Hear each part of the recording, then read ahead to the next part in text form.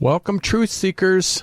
Today we're diving into the mysteries of the cosmos with the one and only author Mike Ricksecker and his latest book, Portals to the Stars, Inside Stargates, Atlantis, and Secrets of Ancient Egypt. Now, this fascinating journey uncovers ancient secrets of stargates, lost civilizations, and hidden powers of Earth's energy hotspots. From the mysteries of stone circles and portals to the cosmic connections between Atlantis and Egypt, Mike takes us on an interdimensional quest through time, space, and consciousness. Well, I'm your host, Tony Sweet. Get ready to unlock the ancient wisdom and explore the unknown.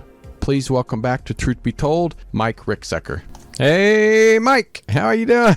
Hey, Tony, doing pretty well. Thanks for having me back. I really appreciate it. No, when I found out you had a new book out, I was like, my gosh, didn't we just talk about a new book not too long ago? So you were saying that this was like a quick turnaround book. So I was, first thing was like, what kind of downloaded from the universe that inspired you to write this new book?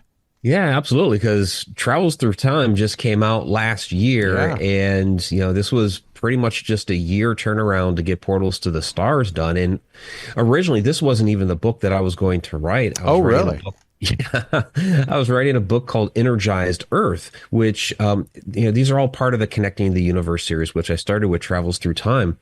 And I had originally thought, well, we'll start with the kind of the core of dimensions, our universe, time, our experience there. And, the next step up from that seemed to be, to me, well, let me get into like the earth energy. We'll talk about, standing stones, the telluric currents and all that sort of thing. And so I was on that path, but, and this kind of happened to me last time with Travels Through Time. I was out in Egypt and, our tour is Stargates of Ancient Egypt. We do this every year. And I just got inspired that, no, I really need to make the next book on portals and stargates, all this information that we've been talking about on the tour, as well as, a lot of the other material that I've been researching for years, like Atlantis and what have you. Now, Energized Earth did end up as a chapter within this book, and I'm going to expand greater on it in other works. But yeah, it's one of those. I just got inspired again in Egypt, and once I got back at the end of April, it was just hardcore. Boom, we're gonna get this book done. So yeah, unfortunately, I have not had a chance to go to Egypt, and so I get jealous every time I see people get to go. You need to come with us. I want to. I don't think I won't one of these days. But so when a lot of people that tune in, they are experienced in a lot of our conversations. But there are some people out there that they're like, what the hell is a Stargate? Can you just briefly, before we go deeper into what they are and more components about it, what is a Stargate, and from your years of study? Yeah, I mean, really the simplistic answer is a Stargate is a portal that humans have basically learned how to control. We can get a lot deeper into what portals are, which science has even recognized that, yes, we do have portals, especially right outside the planet, where you have what they call X points. And these are these portals that basically allow protons and electrons from the sun to enter into the Earth's atmosphere at a lot quicker rate. And so it's really, imagine being able to take that portal technology, natural phenomena, and being able to harness that. So it would be an intelligent being, whether it's human or otherwise, that would have the ability to harness the power of a portal to bend to their will. No, that's really cool to think about, especially in the last 100 years. I mean, that probably would have sounded completely like a nut job talking about it. But nowadays, with Ancient Aliens and many other programs and people like yourself that do a lot of research, it's becoming more common in conversations, especially in our genre. Well, how do they function, like in theory and in practice? Because I know you mentioned it in your book about this. Right. Yeah. There's a lot of things that Stargates can be used for. And usually people, when they think of Stargate, they immediately think of the movie and the television franchise where, it's this big, giant, 20-foot tall circle Right, that right. you Kirk turn on Russell. with the device. Right. And then you got this water effect and you walk through and boom, you're off to some other place in the universe. And I mean, sure, that could happen. It could open up what we would call, wormhole or the Einstein-Rosen bridge and take us to some other place in the cosmos. It's not going to have that same effect, right? It's not going to look the same as Hollywood, of course. But, it could take us to another place in the universe. It could take us to another place here on Earth. It could take us to another dimension. It could even help us with not necessarily traveling to these places, but Right. communication between here and these other places, as well as entering into altered states of consciousness. So there are a lot of different things that we could actually use Stargates for. And yes, and I think as we learn to understand more about Stargates and portals, where we can access them ourselves, and maybe some people have, because we're going to go back to Atlantis and many ancient, civilizations that may have already been able to access these. It's in our genre, that's kind of a proven fact for who humans are today. But one thing you mentioned was about portals being in space. But one thing I found fascinating is the wilderness. You mentioned that. That's a whole different thing. Space and wilderness. Yeah. Why are they so similar when it comes to portals? And why the wilderness? What is it about the wilderness? Yeah, well, there's a lot going on out there. You have a lot of course, missing people reports and things like this, where you could be walking next to your buddy and all of a sudden your buddy just disappears and you have no idea what happened to him or her. And people who have returned, some of these people are just gone, lost forever. We covered a lot of this when I was on the Alaska Triangle television show and I had the book and all that. But some of these reports, include people that actually come back. And those stories are fascinating where they will say, yeah, I was on the path in the woods heading, a certain direction and heard a noise off to the side of the path, took 2 steps out there to go see what the noise was, didn't see anything and didn't hear anything further, turned around to get back on the path. And the path was gone. Where did it go? How did it disappear? Just taking 2 steps. Right. And they're lost in the woods for days. So, it makes you wonder, did they step into some sort of portal that maybe took them to another point in time, maybe took them to another place within the woods? It's when we talk about these X points, it's that interaction between the solar wind and the Earth's magnetosphere. Well, those 2 things interact all the way down to the surface of the Earth. So these could very well, this interaction and intermingling of electromagnetism could certainly be spawning up these portals, not even just on the ground, but also in the air. So that's where we get into like some of these missing airplane reports or experiences that people like Bruce Gernon have had, where all of a sudden there's this tunnel in the sky that opens up and he zips through and he ends up half an hour ahead of time to his destination than he was supposed to have been. One thing that always kind of pops into my head, and I'm sure other people, we talk about Bigfoot because they're like, you see him, you don't see him. There's not a lot of evidence of them living, or nest or whatever. Sometimes they find it, but and we're many of us starting to think that they may just be another alien species that are going through portals and stargates. And then it popped into my head also, there's a lot of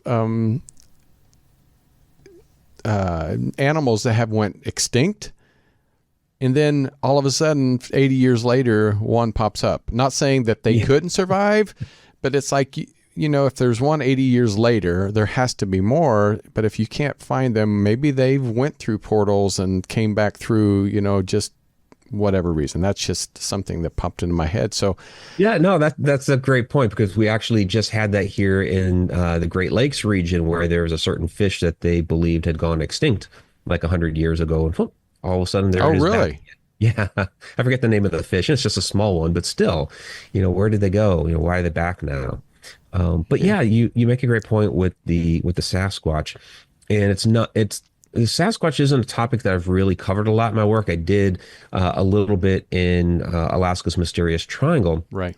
but it showed up here in this work because a lot of people do report while they are out in the wilderness and encounter Sasquatch that a lot of times they might see flashes of light or big great balls of light. And yeah, there's that idea that Sasquatch may be not a nearly extinct primate out there, but an actual interdimensional traveler. And so where I kind of went with this in a couple different ways. One was in the idea of those giant balls of light, those big orbs. Oh, yeah. Now, we've been accustomed to thinking of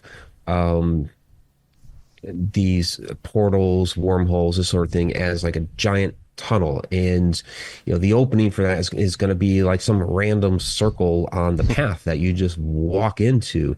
Well, it's really not so much how it would look like, and I believe that the film Interstellar did a really good job of this, where that circle in three-dimensional space is a sphere. So they used a spherical hole Right. out near Jupiter to travel across the cosmos, and that was great in a science fiction film. But that would also be true here in real life, and that may be what some of these giant orbs that people are seeing near Sasquatch are. That may actually be the portal or Stargate that they are entering into to move between here and their dimension. And I include in the book a fascinating QHHT session. My friend Catherine Swin out in Scotland got permission from her client to use this depiction in my book. And basically, in a past life regression, she got to see a lifetime as a Sasquatch using Wow. these portals. Yeah, and it does describe the tunnel. It's kind of interesting because you have the client describing it as a tunnely funnely thing, and it's a totally serious session. Right.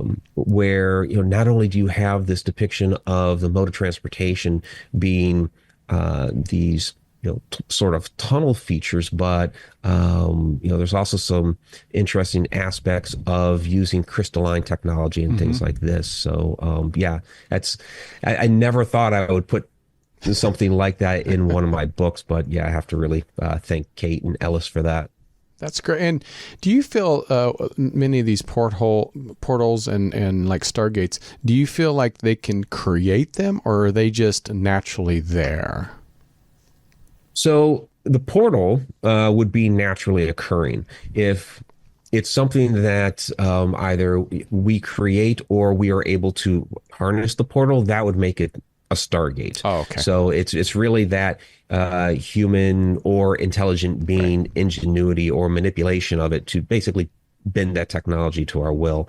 That's the aspect that would make it a Stargate. So when you have, a couple of years ago, scientists in the lab are stating that they created a baby wormhole in the lab in a quantum system. So very, very small, where they said that they had taken or created two tiny black holes at the quantum level, connected them with a tunnel, and sent a message. They essentially, even though they were calling it a wormhole, yes, it was, but they essentially created a Stargate on the quantum level. That would be scary. I mean, in a way, it'd be scary. It's kind of exciting, I'm sure, but it'd be scary because you don't know what you're opening up if you're not knowing what you're doing.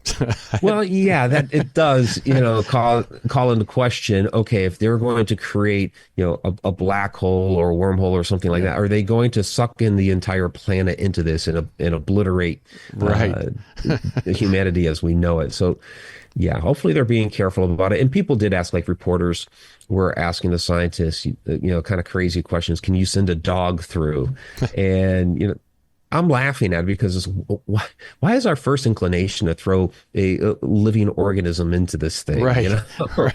um, but yeah, the scientists, rest assured, did not do that, and they said it's too small, or really beginning phases of trying to develop this technology, and they just sent a message through, and that was it. So yeah. So, in your research, was there any like so surprising like discovery that you personally found, or a theory that really surprised you, that kind of opened your mind with what you're putting together? Yeah, I mean, there were a number of different things. Trying to think of one offhand. Um, Don't mean to put you on the spot there. yeah. What was surprising is, um, I mean, there are a lot of different. Basically, when it came to um, science being very, very open to this type of development, I guess maybe it's because they are trying to develop it on their own in the lab. Hmm. But whenever they start doing this, it's in many ways they treat it as if it's a new phenomenon, as if this is something we haven't talked about Right. before. And so, like the idea of interdimensionality and other beings living alongside of us. Like this past summer, we had the kind of quote unquote Harvard research paper that came out talking about how extraterrestrials may not be from somewhere else in the But cosmos. internal. They may be already living here alongside of us. Right. They may be living on the moon, and these sorts of different things, living in another dimension here. And I kind of laughed and chuckled about that because it's something that people in our community on the metaphysical side, we've been talking about this for decades, Right. right? Right. This isn't anything new, but they're kind of passing it off as something new. So I posted, well, I covered it on my podcast, Connecting the Universe, back in the summer. And and then in the book, of course, and then I posted a blog article about this a couple of weeks ago. And one of the scientists on my Facebook post, and he actually found it on my personal Facebook, not my professional one. And this was so all the researchers except this one, he was from Montana, reached out to me because he thought I was kind of like slighting their research. And I was like, no, I'm not trying to insult you guys or anything. It was just, the fact that, this really isn't new, but I appreciate that science is starting to come around to these ideas. And so, and he acknowledged that yeah, they're basically trying to put a modern spin onto some of these older concepts and introduce it to the scientific community. So that was kind of a really cool little No, that is interaction that pretty we cool. had. That is pretty cool to even get that acknowledgement. So Yeah. you're like, man, look at me. Look at me. So yeah, when we're talking about portals, and I mean that could be so many different things. We've talked about Stonehenge, is that a portal?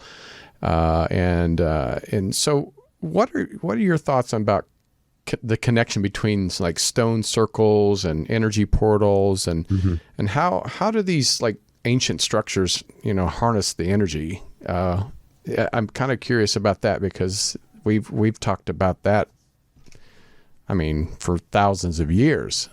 Yeah. Yeah, that's another one where a lot of the research that I was doing into that from more modern academics, especially back there was a big renaissance of research into this back during the late 70s and early 80s. It was a project called the Dragon Project, and they named it that way because of the Chinese geomancy, where to them the Earth's energy currents were like dragons. It's always that serpent. The serpent was that ancient symbol of energy, and we see that like all over ancient Egypt and other cultures as well. But yeah, this is something that we have had that knowledge, or at least the ancients had that knowledge thousands and thousands of years ago, where they were finding these very, very energetic hotspots on our globe. And yeah, they were constructing these massive monuments like the stone circles and what have you to basically harness that energy for a lot of the different purposes we were already talking about, including healing as well. That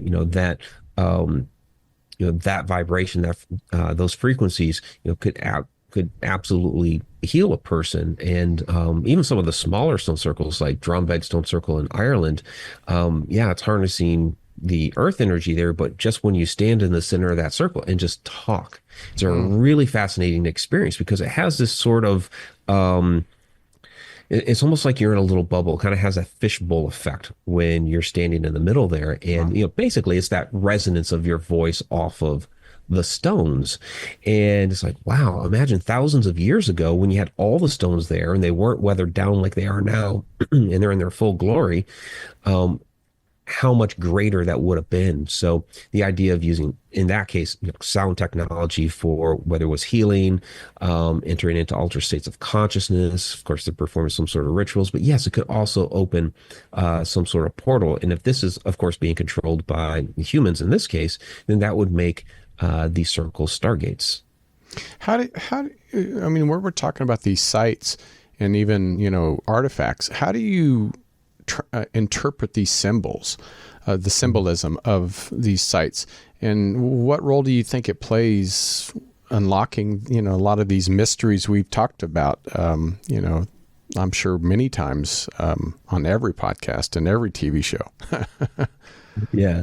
Yeah, symbols were extremely important, and we see a lot of similar symbolism across the entire world, right. Like the spiral symbol, which is pretty much the universal symbol for portal. We see that in the American Southwest. We see it in Egypt. We see it in places like Ireland and the UK, Sri Lanka, all over.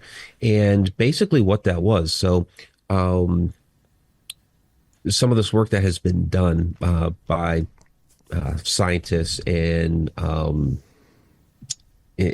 others in that field, trying to think of the actual official term for the guy with the PhD, but it's escaping me at the moment. But so you take a site like the Rollright Stones in the UK, where scientists have actually gone out there with their magnetometers and have found this, fascinating, swirling, spiraling energy that is right there within the circle itself. And so this is that from the Earth's core, you have the magnetism that's emanating forth. It's that spiraling or spinning ball of molten iron. It's creating an electromagnetic field which protects us from the sun. But as it passes through the Earth's mantle and crust, it's interacting with different metals and minerals and creating these more localized electromagnetic fields, which are that swirling vortex. Right. Well, when you take a cross section of a swirl like that, that's where you get the spiral. And so, that's a symbol of this energy of these portals. And you have the indigenous peoples from those cultures saying, these are representative of portals. That's pretty amazing. That's why I love to speak with native tribes and many different cultures that have kind of held on to a lot of their past ancestry. Because it's just fascinating to hear their sides of it. It really is. It drives me crazy when you have modern academia trying to say things like, the spiral is, indicative of water or migration patterns or some of these other things.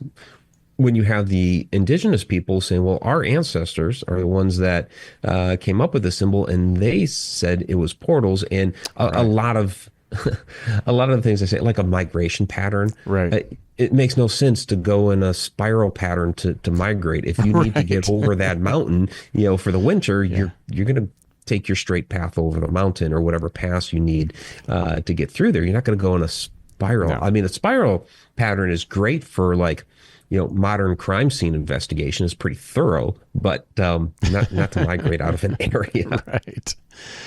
Well, one topic that we've again that's been talked about for thousands of years is Atlantis, and so I do want to hear your thoughts on how ancient Egypt and Atlantis might be connected through like a Stargate or a portal. How do we connect those two? Well, we do know that Egypt was part of the ancient Atlantean culture. You just look at the works from Plato, which he got his accounts from Solon, and it says right there that Egypt was part of the greater Atlantean country. When we think of Atlantis, we always think of the famous ringed city, Right. which really, I mean, that was the capital of Atlantis. Atlantis was at least according to Plato, had 10 distinctive colonies. There were 10 distinctive rulers within this structure, and Egypt was a part of that. So it had a really far reach from wherever the capital was, and that's kind of the hotly debated topic: is what was the capital. So and we find in the Egyptian story, and we find it on the walls at Edfu. Now, they don't call it Atlantis. Atlantis is a Greek word, just like Egypt is a Greek word. The Greeks came in and basically renamed everything. Like the city that we now call Luxor, which is a Arabic name, was Thebes, which is the Greek name, but the ancient Egyptian name for that city was Waset, which basically means city of power. And that has to do with all the temples and everything around that area. But yeah, the ancient Egyptians called it the homeland of the primeval ones. And this is really part of their origin stories. And that culture met basically the same fate that we find there in the Atlantis story, where, it was sunk under the water. It met great devastation through water and fire, and you had the survivors try to, remake civilization. It's the same story that we find all over the world. But what's interesting with the accounts that we have from Plato, now, Plato basically got the story from his great uncle. There's about 300 years difference there, named Solon. Solon was a Greek philosopher who had gone to Egypt and came back with the Atlantis story. So he had met with priests there in Sais, one in particular named Sanchis, and then another priest in Heliopolis, and came back with these stories of the homeland of the primeval ones. And what's interesting is that as Solon is trying to talk to the Egyptian priests there, he's trying to talk to them about the great cataclysm, because the Greeks also have a flood story. So he's trying to talk to the Egyptian priests there, and Sanchis just starts laughing at him and says, Solon, you Greeks are but children. There have been many cataclysms. You're only talking about one. But basically what he tells them is that as this keeps happening, the learned people, the scholars, they get wiped out, and the only people that are left are like the sheep herders and the mountain men, and people that aren't I don't want to say not intelligent. They have their own type of intelligence, but they're not scholars. They don't have their own written language and things like this. They're not recording their history. So history basically starts all over again. And so I find that kind of interesting and funny that it's back there in the story from Plato, and you have guys like Graham Hancock right now doing a fantastic job trying to bring all of this to light. And he's saying humans are a species with amnesia, and we have so much amnesia we forgot that Plato and Solon were talking about this thousands of years ago. Well, and that's what I want to go, because I want to see this for myself when it comes to feeling the energy of Egypt, and also try to get that connection that we are ancestries of our past. But when you went to some of these sites, have you ever had like a visitation, or have you ever had any type of feeling of connection to Atlantis or ancient Egypt? Because sometimes, when we're at those sites, the energy is there, and it does kind of heighten our senses. Yeah, I'll say this. Like the first time that I went, I think I was so awestruck by everything, I'm because everything was sure. huge, big, massive. And so I wasn't really feeling that as much as I was like, this is amazing. But on the follow-ups that I've had to Egypt, yeah, I mean, the energy is really palpable. And it's, again, it's one of those, wow, imagine back in its heyday when this was truly in the midst of functionality. I mean, we're going into these sites now that they're essentially broken. The earth energy is still there, but they were harnessing that energy at these different temples and using the pyramids and these sorts of things for a lot of different purposes. And so that functionality is kind of been broken. You can still find some of it there. You can find the remnants of it, but it doesn't work right anymore. But the energy is absolutely still there. And there are places that you walk into and it's just like, whoa, okay. It's like, goosebumps on the back of your neck sort of thing going on, or you feel the tingling in your hands and all of that. And it's truly amazing. And this past time that we went in April, we had a lot of really highly intuitive people with us, and we would Cool. sit down and have these discussions after we're done touring for the day, where we're up all night, talking about all these different things that we experienced at these sites, and of course getting into the Stargates, because you find the Stargate symbolism all over energy, and it was that was a tour in which I was really able to connect with Egypt. It was wonderful. I love that. I can't wait. And I know in your research and maybe even talking to these intuitives, did you find any evidence or did they tell any stories of interdimensional beings interacting with humans in the eras of the ancients? Yeah. So a lot of interesting experiences that people had. So like I mentioned, my friend Kate earlier, she had already had a past life regression in which, and I don't want to tell her story, but you can find that on like her channel and everything, and just look up the story of Ionisis and her previous life there in Egypt. And so like her coming back to Egypt on our tour, and she had already previously been to Egypt once on a more just kind of basic tour, like here's a pyramid and here's a that sort of thing, where we're diving into the real the real metaphysics behind it all. And so she was able to really connect with Egypt and tune into, again, that previous lifetime of and start having memories of being there from that previous life. And so, and others were talking about some of the same thing, where they were really, really able to tune into that energy and start to pick up on some of these other. I mean, basically, it's almost like fragments of energy that have been left over time. And if we go back to like my previous work, Travels Through Time, it's, yes, fragmented now in our point in time, but since all time is concurrent, is ever present, it means it's still there, just at a different frequency than our current one at this particular point in time. Wow. As we move forward, in our quest for the last unknown when it comes to space, by rediscovering a lot of our ancient wisdom and about stargates and portals, how do you feel could influence humanity's future? Well, it's something we have to seriously look into. I understand a lot of people giving, some grief over our current, we're looking toward the stars. We're looking toward Elon trying to get to Mars and things like this. Right. And people are like, well, shouldn't we be, focusing on the issues that we have on, right here on this planet, not, out there.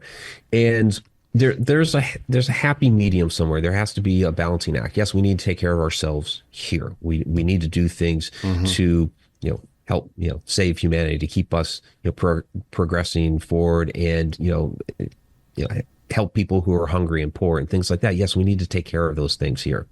We need to take care of our planet so that we have a place where we can live. But down the road, it's inevitable. It is going to happen where the Earth is, or the sun is going to become a red giant and envelop Right. the Earth, and the Earth will be destroyed. I mean, it's not happening for quite a long time from now.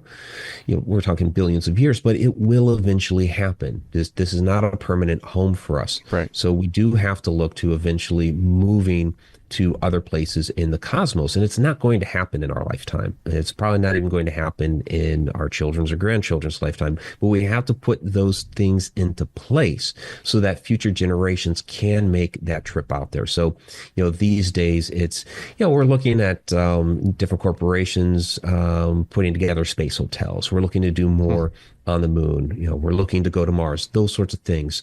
Those are really, the first stepping stones to getting out to the further reaches of space. And so, looking into, like in the lab, what we were talking about before, of, creating these baby wormholes and stuff like this. That is something that we definitely need to look into. But I think we also need to look into what the ancients were doing, because they had stargates. Again, you see the symbolism all over Egypt. You have buildings labeled as, this was a Stargate temple. You have chambers within there labeled, this was the Stargate. And they were, harnessing that earth energy to be able to power these things. So I think we need to look back there as well, to see what it might be we can use from that ancient knowledge to push ourselves forward into the future. What just popped into my head, we're almost like the what we're saying the Anunnaki were. Like we're going to another planet to place life on another planet to, Right. start a civilization. So in a way, we are the Anunnaki, the future Anunnaki. We're the future Anunnaki. Yes, absolutely. Yeah. We can look at ourselves that way because, that happened. I firmly believe that's what happened to us here. And it's a lot of that's gotten lost to time. So of course we hotly debate what that history was, but it's the same concept that we will be doing that elsewhere. Do you remember the movie where Arnold Schwarzenegger, they remade it, but he went to Mars and Total Recall. Total Recall. Yes. When all they had to do is activate I think that in the mountain, the oxygen, I feel like in some ways, Hollywood sometimes always tells our future. And I feel like that's in a lot of ways, I feel like that's what we're becoming, is a lot of what Hollywood has predicted for us.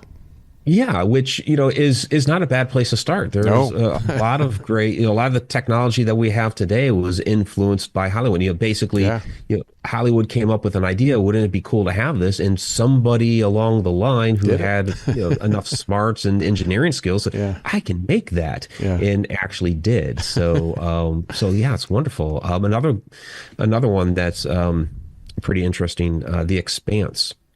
That started off on Sci-Fi, ended up on Amazon, but that was based off of a series of books, which does have Mars, but they have colonists out in the asteroid belt, and they're mining minerals and things like this. So that's kind of getting a little bit further out into space. So we'll get there. I totally believe we'll get there. I have no doubt about that. Well, before we get out of here, I wanted to ask you about your personal experience. I know we talked a little bit about, in the woods and stuff, but have you ever felt like you went through a portal where you lost like a time, an hour went by, 2 hours went by? And if you did, can you tell us about that? Yeah, more of that sort of thing that's happened with me was when I was a kid, because I grew up with the woods behind my house. And me too. I'd go out there and I'd lose myself for all kinds of time, where it seemed like in both ways. Sometimes it seemed like I was out there for hours, come back, it's only been a few minutes, and sometimes it was like it seems like I was only out there for a few minutes, come back, it's been hours, that sort of thing. And I would just get lost out there, just exploring. Sometimes I'd just like sit near a tree and daydream. And I think a lot of times in those daydreams, we put ourselves into a meditative state, and our consciousness can free float. And whether that's we're visiting other places in the woods, or we're maybe finding ourselves in another dimension, another point in time, that can certainly happen out there. I'm not a lot of people that can sit down and meditate and clear their mind and and just stay in one spot. My meditation is mostly in the woods. That's where I feel like I'm more connected. I do lose track of time and just be at one with the nature. So I totally believe that can be somewhat of a portal because absolutely I freely flow my energy and my soul. Well, what is your hope for our audience with this amazing book? How can this knowledge, transform their lives and understanding our universe more? Yeah, well, and that's kind of the idea is helping people to understand the universe a little bit more and to really try to understand how we are really connected with it. That's why it's part of what I call the Connecting the Universe series. Right. There's a lot of information in there about some of these, wonderful sites around the world, but it's more about our connection with them, our connection with the earth and our connection with the universe than it is, okay, there's a cool, hieroglyph or petroglyph or something like that. Right. It's about our interconnection with the planet, with each other, with the universe. And all those understanding those connections can absolutely benefit our lives. Perfect. Well, Mike, again, you always blow my mind when you get here and tell me about your research and stories and adventures. I get jealous because I want to go with you. I'm going to go with you one of these days, though. I would love to have you along, Tony. That would be amazing. You would love it. You really would. Oh, there's no doubt. There's no doubt. So, well, again, where can people find the book and any upcoming events you have? Because you're always at events. Yeah. Are you going to be at Conscious Life this year? I will be at Conscious Life Expo again. Yeah. So I'm part of the Ancient Secrets panel on Friday, and then I have a workshop on Saturday, which will be on time travel. So that's because last year I did the lecture on it, and it was like half of the whole presentation. So I was like, I'm going to do this as a workshop and just give everybody the whole thing. And then I have a lecture on portals and stargates on Sunday. So yeah, that's coming up. And all my work can be found at MikeRicksecker.com. That's where you can find the books. You can find the links to the Connect the Universe portal. You can find the links to my blog, all of that. Yeah. Perfect. Well, we want everybody to go get this book. Please support our family, and we hope that you guys enjoy it. I know I did, and I hope everybody supports Mike at MikeRicksecker.com. But for Truth Be Told, please, every Friday, right here on our YouTube channel, you can watch Robert Hensley on Mondays doing Minuteman Report, Bonnie Burkert, Truth Be Told Transformation, and of course me every Friday. After 14 years of doing this, I never get tired of it, and I still learn every day from people like Mike. So until next time, take care of yourself and each other, and have a great holiday season.